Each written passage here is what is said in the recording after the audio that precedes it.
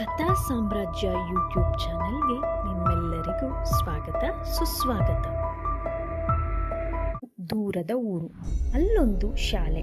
ಆ ಶಾಲೆಯ ವಿದ್ಯಾರ್ಥಿಗಳು ಪಾಠದ ಜೊತೆಗೆ ಧ್ಯಾನಕ್ಕೂ ಕೂರುತ್ತಿದ್ದರು. ಆ ವಿದ್ಯಾರ್ಥಿಗಳಲ್ಲಿ ಈ 4 ಜನ ಗಾಢ ಸ್ನೇಹಿತರು. ಅವರು ಅವರ ಧ್ಯಾನ ಫಲಿತಾಂಶ ತಿಳಿಯಲು ತಮ್ಮಲ್ಲೇ ಒಂದು ಸ್ಪರ್ಧೆ ಏರ್ಪಡಿಸಿಕೊಂಡರು. 7 ದಿನ ಮೌನವಾಗಿರಬೇಕು, ಒಂದು ಶಬ್ದವೂ ಮಾತನಾಡಬಾರದು. ಅದರಂತೆ ಎಲ್ಲರೂ ಸಿದ್ಧರಾದರು. ಮೊದಲ ದಿನ ಎಲ್ಲರೂ ಶಾಂತವಾಗಿ ಕೂತರು. ಅವರ ಧ್ಯಾನ ಸರಿಯಾಗಿ ಫಲಿತಾಂಶ ನೀಡಿದೆ ಅಂದುಕೊಳ್ಳುವಷ್ಟರಲ್ಲಿ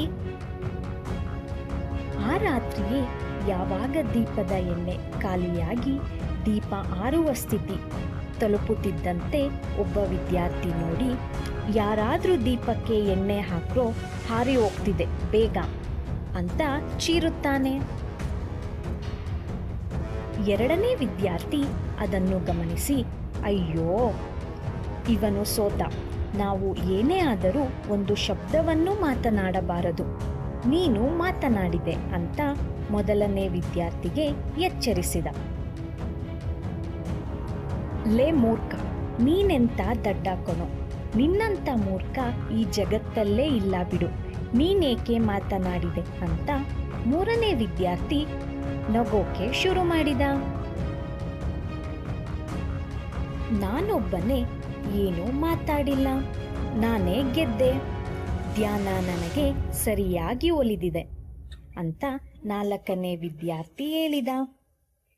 ಇದೇ ಸತ್ಯ. ನಮ್ಮ ವಿವೇಚನೆ ನಮ್ಮ ಕೈಯಲ್ಲಿ ಇರುವುದಿಲ್ಲ.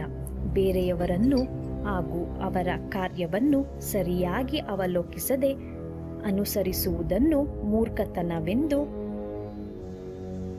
ವ್ಯಾಖ್ಯಾನಿಸಬಹುದು.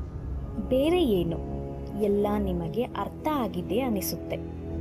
ನಿಮ್ಮ ಆಲೋಚನೆ ವಿವೇಚನೆ ನಿಮ್ಮ ಕೈಯಲ್ಲಿರಲಿ. ಪ್ರಜ್ಞಾವಂತರಾಗಿ ಬದುಕಿ.